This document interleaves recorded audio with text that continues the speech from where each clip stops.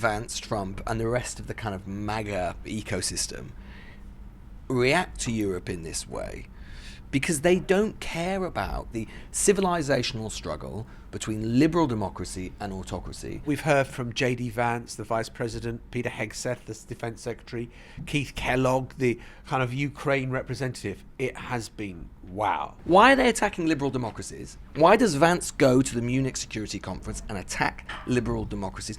Precisely because things that make them liberal democracies are the things that make Vance and Trump dislike them. One, I think, really critical question with a weekend to have thought about it, and that is the US still our ally? Before you watch today's episode, we want to remind you that tickets are on sale for the newsagent's live shows with HSBC UK. We're kicking off our tour at Birmingham Symphony Hall on February the 17th. Then we're off to the Bridgewater Hall in Manchester, that's on February the 24th, and finally to Usher Hall in Edinburgh on March the 11th. Head over to Global Player to get your tickets for any of those dates. The link will be in the description below. We're really excited to see you there. After the speech of Vice President Vance on Friday, we have to fear that our common value base is not that common anymore.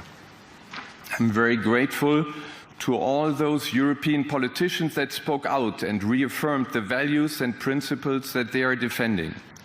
No one did this better than President Zelensky. Let me conclude, and this becomes difficult.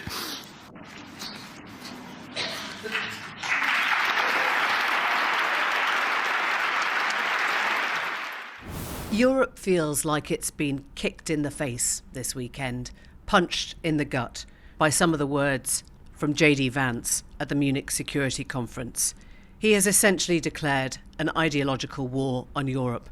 And the voice you heard there was the Munich Security Conference chair, Christoph Heugsen. He ran out of words, and the applause was for his tears. It has been the most chilling, disturbing weekend, with not just J.D. Vance, but others from the Trump administration too, opining. So a basic question is, what's America up to? The more fundamental one is, where does this leave the transatlantic partnership, the Western security umbrella, NATO, and are we seeing the end of 80 years of cooperation between the United States and Europe? Welcome to the Newsagents. It's John. It's Emily. It's Lewis. We could today have been in Paris for the Emergency European Summit, Riyadh for the meeting between Sergei Lavrov and the new Secretary of State, Marco Rubio. Could have done Washington, where Donald Trump is. But no, we are in Birmingham because tonight we've got a live show, but we've also got unexpected window cleaners outside our window as we are doing our recording. This is the service you get in Birmingham. Lewis Goodall is summoning his inner Brummie. Correct. It's not inner, it's outer. No, Every it's bit of me, inner. John. I know these lads. You're right, Rob. I was at school with this fella. Yeah. Yeah, you're right. This is the service you get in Birmingham. You wouldn't have got this in Riyadh. Correct. You wouldn't have got this in Washington. We show up, we start to record, and they come and they say, hang on, let us clean those windows for you before you get going. Yep. Well, it's going to be an even clearer view of the Birmingham skyline once these guys have finished. And what could be better than that? And what could be better than that? Leaving aside to windows being cleaned, oh my God, what a weekend we have had of announcements that don't quite cohere, but that, broadly speaking, they are all bad for those Europeans who believe in the Western Alliance. Because on that level, it has been an absolute shocker. And maybe some of it could have been predicted, but I think the ferocity that we've heard from J.D. Vance, the Vice President, Peter Hegseth, the Defence Secretary, Keith Kellogg, the kind of Ukraine representative, it has been wow. Well, maybe we should take you back to Munich on Friday night. For those of you who missed it, this was a little piece of J.D. Vance's speech, and you get the tone quite quickly. The threat that I worry the most about vis-a-vis Europe is not Russia, it's not China, it's not any other external actor. And what I worry about is the threat from within, the retreat of Europe from some of its most fundamental values, values shared with the United States of America. So there you have it. A man who refused to concede that Donald Trump had lost the 2020 election is standing there telling European leaders that they have lost their way on democracy. You couldn't make it up. And they heard what he was saying. And they're asking one, I think, really critical question with a weekend to have thought about it. And that is the US still our ally? Is the US still an ally of Europe? Is this just JD Vance going off on one? Or does it signal a complete change in direction, really, of how countries are now aligning? It was appropriate enough that it was in Munich, right? The site of a couple of great political betrayals over the course of the last century, and I think this was another one. I think we could look back, and we don't know how it's going to turn out, so we can't be certain. But we could look back at this speech and this weekend, and say that it was one of, if not the most important moment for European security, potentially since 1991, the collapse of the Soviet Union, and even maybe since 1945, a clarifying moment for Europe when it became clear that the transatlantic alliance did at the very least count for much less than it used to, when it became clear that for the first time in 8 decades, possibly for longer than that, the United States government is at the very least ambivalent about European democracies, if not actively hostile vis-a-vis Russia. And as Emily sort of alludes to, if it wasn't so serious, it would genuinely be funny. I mean, here was a vice president of the United States coming to Europe and telling European leaders, while sort of lauding, or at least sort of cordially embracing, a Russian regime where freedom of speech literally does not exist. It does not exist in Putin's Russia. Telling European leaders of countries where freedom of speech most certainly does exist, that the biggest threat to their continent's security wasn't the murderous Russian despot in Moscow, but were a series of confected half-truths and jaundiced stories about freedom of speech in different countries of Europe. The idea that if those things would just go away, the Russian bear at the gates would not be a problem. I mean, honestly, you could not write it, you could not make it up. It was a speech of shame. Well, it was a speech that could have been delivered at any one of Trump's rallies over the course of the election campaign, when you were trying to stoke culture wars and you were trying to make kind of these full straw dolls which you could then knock over. And I thought the JD Vance speech was wild. I'm just there's still a bit of me, and I totally get what you're saying, Lewis, but there is a bit of me that thinks, do you think there was coherence in the messaging between Kellogg, Rubio, Vance, Trump over all of this? I don't think there was. I think that some of what Hegseth has said about, Europe is no longer our priority has been walked back. I think the tone from Rubio is very different from JD Vance. Trump, I'm not sure. And there's this kind of, I was reading this idea, Russian idea, that you conduct warfare by reconnaissance.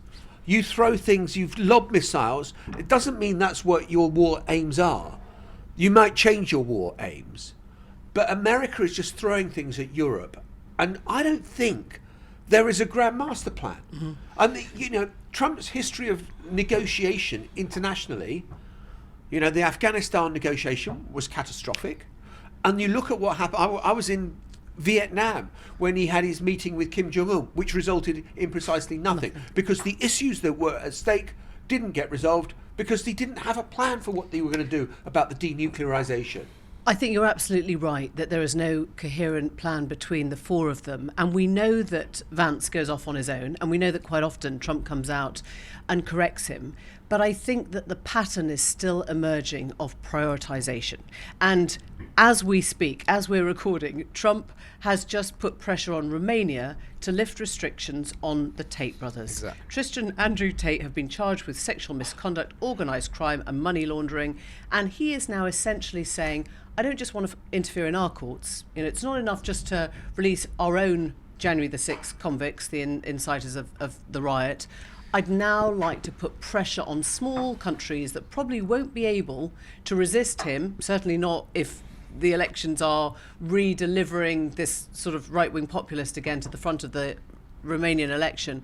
and say, I like Andrew Tate, I like Tristan Tate, I want to be the man who sings the song, who stands up for those accused of human trafficking. So if that is not sending out a message of sorts, then what on earth is? You know, that the mistake we made first time round was that we thought Trump was trying to talk cleverly to Russia because he realised how dangerous Putin was. We don't think that anymore. We realise that Trump loves strong men, strong authoritarian leaders, and loves bullying smaller countries. That's why he's picked on Canada. That's why he's picked on Mexico. It's got to be much, much simpler in terms of how we respond to it, I think, now. And I think, Emily, that point is exactly right. And the thing I'll push back with you, John, is that I think that actually, yeah, I mean, it's not coordinated. They're not organised in a sense.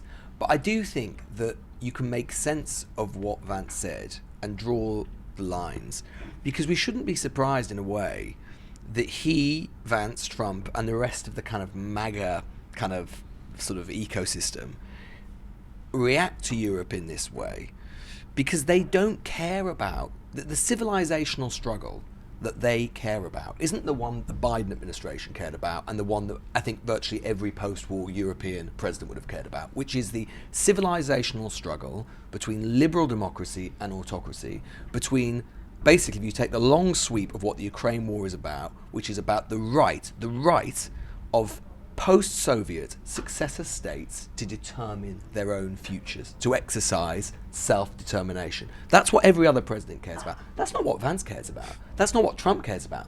Trump and Vance care about a different civilizational struggle. They see themselves as the leader of a cultural war, a cultural battle, which is international between cosmopolitan liberal democracies and the sort of radical right forces that they lead. Why are they attacking liberal democracies? Why does Vance go to the Munich Security Conference and attack liberal democracies? Precisely because the things that make them liberal democracies are the things that make Vance and Trump dislike them. That is what is happening here. They see themselves as leaders of a wider ideological crusade that is within borders as well as between countries. So I accept the bit about J.D. Vance, that he is deeply ideological, that he has, he's been on his journey, he is where he is, and he's smart enough to have read enough and to have thought about it enough to know that this is what he wants. I think Donald Trump, who, let's face it, is the president, and he won't allow other people to push him around too much, a bit, but not too much, is much more transactional than that. And let's just stay with Ukraine, because, let's face it, this is all centred on what happens next in Ukraine. I thought the most fascinating bit is not Hegseth saying, well, you're going to have to give up some land and we'll never let them join NATO. I thought the most fascinating bit was Scott Bessent, the US Treasury Secretary, going to Kyiv with a drawn-up plan to get its hands on rare earth minerals that are in the Ukrainian steppe. And what happens was, Zelensky looks at this transactional arrangement and says, we're getting sod all out of it. We're not even getting a security guarantee that the US would continue to defend us if there was a further Russian incursion. And Zelensky has said, screw that. And I think that's not ideology. I think that's Trump seeing an opportunity. Bloody hell, Ukraine are vulnerable. We've poured billions of dollars of weaponry into that country. Right, we're going to have your... But you can have both. Both things can be true. Yeah, and he hasn't actually said screw that. He said not that much and not that quickly. But somewhere there is an implicit contract in everything that Trump does. Yeah. And I was speaking this morning to a few EU ambassadors, and I asked a very simple question. Do you think Trump still believes in Article 5, i.e., would America come to the defence of a smaller country if it was invaded, if it was under attack, particularly by Putin? And this person said yes. It was a yes, I do. But he is all about the money. Now, we know about Trump and money. We know about the transaction. But this was quite interesting. What he said was, as soon as we start to push up, and you look at the Baltic states, you look at Poland, they're some of the biggest contributors now to NATO. Poland's nearly 5%, the Baltic states are 3.5%. And he says Trump has noticed that, but they want all the Europeans to be upping their levels, not just because it gives them more responsibility, but because he wants them to be buying from America, even on defence. In other words, even that's a transaction. He's trying to make money from the very idea of defence so that more more EU countries are importing more of their stuff from America, and he wins both ways. Doesn't have to pay as much into NATO and gets his imports. Can I just very briefly add one thing? And I don't want to kind of do competitive ambassadors. I was speaking to... Wouldn't be the first time on this show. Yeah, exactly. Someone who's based in Washington. And I was asking, what do you think of what, General Kellogg has just said? And the answer was, well, who cares what General Kellogg says? It's what Donald Trump thinks. That's all that matters, and we have to wait for Donald Trump to say. And so, in a sense, you've got all these people that have fanned out across Europe, J.D. Vance, Rubio, Kellogg, etc., the Treasury Secretary. Trump will decide, and it will be in that meeting that he has with Putin where things will get done. But even that is wrong. That's a terrible thing to say. I know. That's the point. I'm not saying this is ideal. I'm saying it's awful. Look, we're sort of debating about kind of where the kind of what matters more. Is it Trump's transactionalism? Is it the ideological movement of MAGA, which abhors many of the things that make liberal democracies liberal? Both things can be true. Maybe one is more important than the other. In a way, it doesn't matter. Like, what has happened over the course of this weekend is that Trump handed Putin exactly what he always wanted. Throughout all of this, Putin's design and aim has been to have a kind of Yalta-type moment where he and Trump, or whoever the American president is, get together in a room and they redraw the map of Europe as basically Putin would see fit. Biden's opposition to that, and as I say, any, post-war American president's opposition to that would have been, no, we're not in the era of great powers drawing maps. This is about national self-determination. That's what we're fighting for. In Trump agreeing to bilaterally negotiate, keeping the Ukrainians out of the room of their own country, never mind the rest of Europe on their continent, Trump has handed Putin an enormous victory. And to bring him in from the cold. Yep. I mean, just that simply, that Putin has been frozen out of all EU negotiations, all US negotiations, all conversations since he invaded Ukraine the second time round. And now that's where it starts. It starts and ends with Trump and Putin. It doesn't matter what Hegseth says. He's rowing back from what he said. Fine. They're all slightly rowing back from their first stance. Fine. But who's going to be in Riyadh? It's Putin. It's not Zelensky. I know, and it is an extraordinary situation where you say, look, there were the Minsk agreements that took place years ago to try to sort out some of these issues. And it did get very complicated by the fact that there were so many people around a table and trying to get everybody to agree to a communique and a way forward and all the rest of it. So, yeah, you can understand why it is simpler to have fewer players. But the idea that you say, Europe, you have no part, is unbelievable in the sense that what you are doing is you are saying that the nearest neighbours who are going to be most profoundly affected by this have no say. And the other thing, the other irony and the madness of this all is that Trump makes the agreement with Putin and maybe Zelensky on what the future of Ukraine looks like. And it may be the shit deal ever, but it's going to be British troops, French troops, whoever knows what other countries' troops, Polish troops, who are going to have to police a border that is 4 times the size, the length, of the demilitarized zone between South Korea and North Korea. It is a vast undertaking. And Russia's not going to like that. I mean, Russia's already warned that the presence of NATO troops in Ukraine would lead to an uncontrolled escalation of the conflict. I mean, the question you have to ask is, yes, Starmer is saying he'll put now, and we'll come on to this a bit later, he'll put British troops on the border as peacekeepers. Now, when is a peacekeeper a soldier, right? You're a peacekeeper until somebody starts to escalate the conflict or fire at you, and then you fire back, and then you're a soldier. Do we want British soldiers fighting Russian troops? Because that's essentially what happens to peacekeeping when the peace ends. Well, let's pick that up after the break. So Keir Starmer wants to adopt a role that is familiar to previous British Prime Ministers ever since people have started talking about the special relationship which started with Winston Churchill, which is for Britain to act as some kind of bridge between Europe, mainland Europe, and the United States of America. And so Keir Starmer has proposed going to see Donald Trump next week. Listen to Donald Trump's reaction to it. Does he sound pleased, excited, keen to have the conversation? Listen. I just signed a letter to him. He asked for a meeting, and I agreed to the meeting. We're going to have a friendly meeting. Very good. We have a lot of good things going on. But he asked to come and see me, and I just accepted his asking.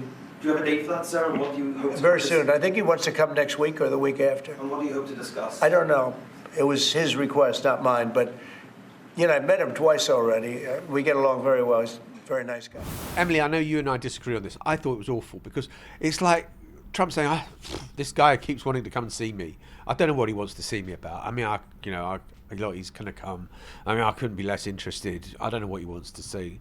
But, okay, fine. If you want to come, you can come. Yeah, or you can flip it on its head and say, Starmer demanded a meeting with Trump and Trump said yes, and it's going to be a friendly meeting and he likes the guy. That's not bad, considering how he's treating most of his allies, in quotation marks at the moment. I think Trump's got away with a win there. And I'm pretty sure it's because he wants to meet the king and he knows that he's got to meet Starmer before the king. We're back to transactionalism. Transactionalism. I think that's where it ends. I mean, it certainly could be worse, but I think that the key line in it, actually, which portrays the wider European problem, is when he says, I don't know what we might talk about, what he wants to talk about. But I think it would be quite obvious what he might want to talk about, which is the potential of a Trump-brokered peace deal in Eastern Europe and what role Britain and other European states might play in that. And that goes back exactly to what we were just saying and talking about, which is the extent to which Trump and the current US administration simply either don't much care or aren't that interested in what Europe has got to say about this, which is part of the reason that Macron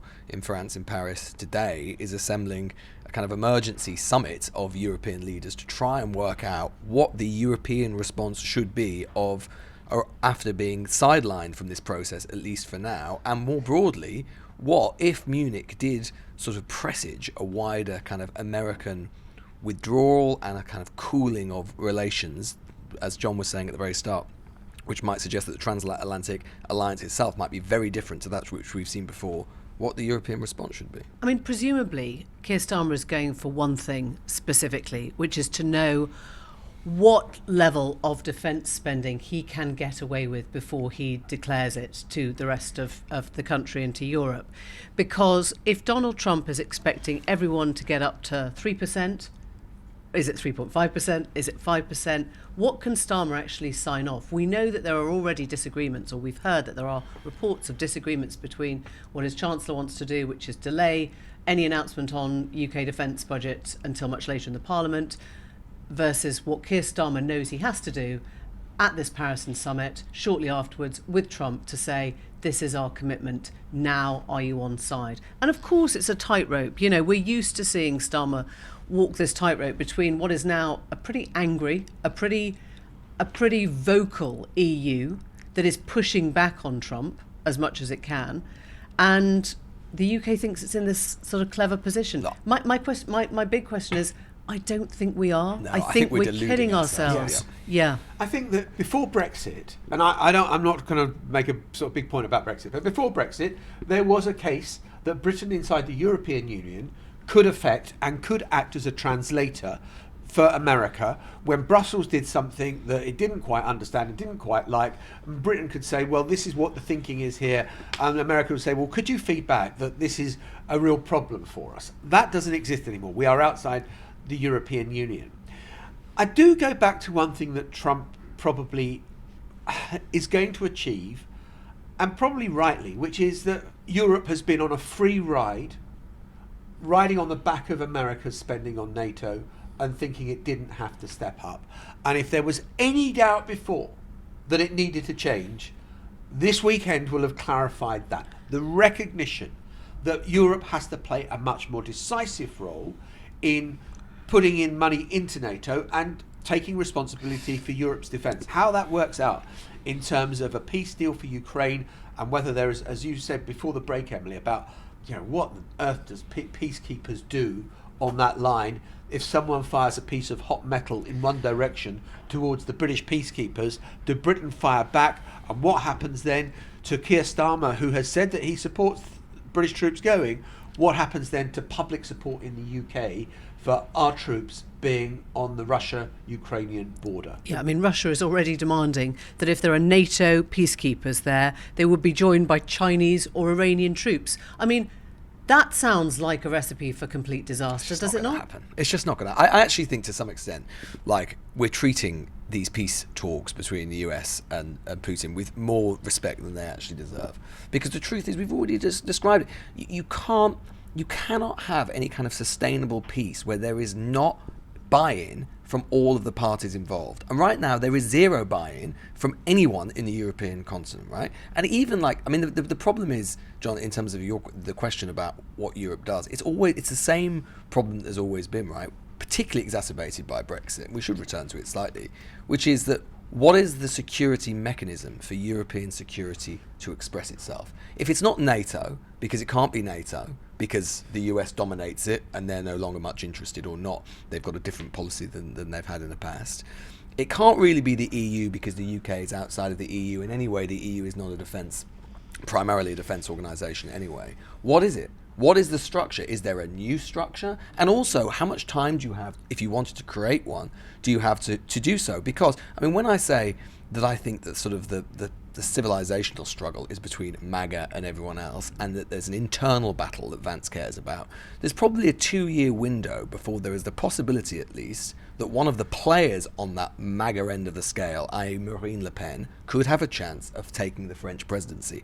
And when and if that happens, then any prospect of kind of European liberal solidarity is basically gone. Well, in a way, you've already got Giorgia Meloni, who is pretty much, she's not MAGA, but she's been anti-Russia. That's the key thing with Meloni. She has, but look at her defence spending, it's less than 2%. Yeah. If they're talking to anyone, it should be to the Italians who need to up it.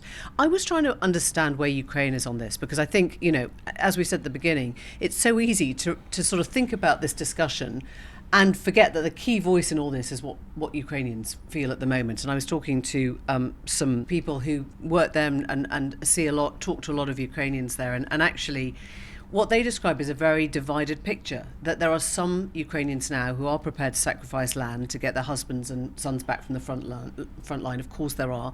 And there are others who've already lost sons and husbands, who are desperate to keep fighting. They don't want it to be in vain. And actually, this person said to me that we're really worried about that divisiveness in the country itself. If that is acute and that starts spiralling out of control, Zelensky is very unpopular amongst some of those Ukrainians now, and there's still feelings that the military leadership is just as bad. I guess what I'm trying to say is, we've wondered why this is all just about Putin, and I think the simplest way of saying it is because everything stands or falls on whether Putin not only agrees to stop fighting, but means it.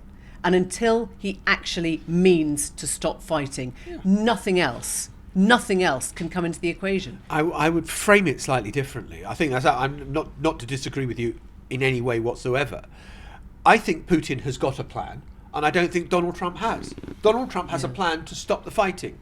He wants the killing to stop. Well, motherhood and apple pie, I would like. No. I don't think it's motherhood or apple pie. I think it's minerals. Well, okay, so as I've said, but, Trump says, I just want to see peace. Yeah, great. But what does peace look like? I think Vladimir Putin knows exactly what that looks like. And I'll stop for now, I'll rearm, I'll go again. Yeah. What is Donald Trump's plan if that happens? And I don't think there is one at all. I think there's a lot of talking. I think there's another meeting going to take place in Saudi Arabia. Good luck with that. But have the Americans got a clearly worked out plan? Nothing from this weekend. Let me ask you something then. If we're saying that you just need to be much more muscular to stop Putin, what does that muscularity look like? Because we haven't got the money, right? Are we really going to stop Putin? Are we going to stop Putin as a continent? Are we going to spend 10% on defence? What does it look like? The only muscularity that stops Putin is if America is involved. Well, it is at this stage. If Europe had got its act together some years ago, that might not have been the case. But look, the big strategic question, if Trump were a more normal American president, the strategic question that they would have been thinking about is what are the chances of Ukraine, if not being able to win the war, but at least being able to grind Putin to the point of exhaustion. And there have been signs, although Putin has been on the advance, there have been, the Russian economy is a mess. It is a basket case. Inflation is out of control. They're having to fly in North Koreans to fight for their army because they can't get anyone to volunteer. There was a case that if over the next 18 months, the US and Europe were willing to continue to support Ukraine, that at least in 18 months' time we would have been in a better position to be able to adjudicate and judge where the war was going and where it was. As things stand, basically what Trump is doing is handing, you've said it already, Emily, handing Putin legitimacy and handing him all of his negotiating asks, i.e. accepting territorial concessions, accepting no NATO membership without even getting into the negotiation room. All of this at the hands of an American president. It defies belief. But 18 months is a long time to ask a country to keep on fighting on its own. You know, it is. Well, it is, but the point is that I'm just saying it's easy for us. You know, if I was the Ukrainian mother right now, I'd be like, come on, but Trump, what's the do alternative? whatever.